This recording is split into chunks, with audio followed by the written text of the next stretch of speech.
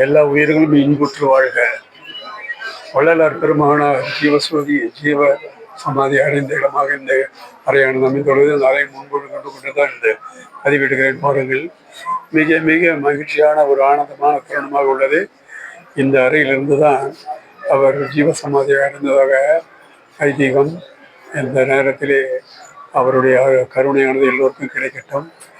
அருட்பெருஞ்சோதி அருட்பெருஞ்சோதி தனிப்பெரும் கருணை அருட்பெருஞ்சோதி எல்லோரும் இன்னுற்று வாழ வேண்டும். எல்லோரும் அன்பு பாராட்ட வேண்டும்.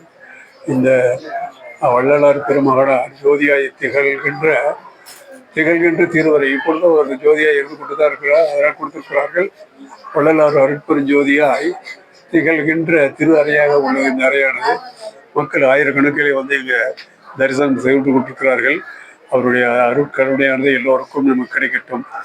அருட்பெருஞ்சோதி அருட்பெருஞ்சோதி தனிப்பெரும் கருணை அருட்பெருஞ்சோதி.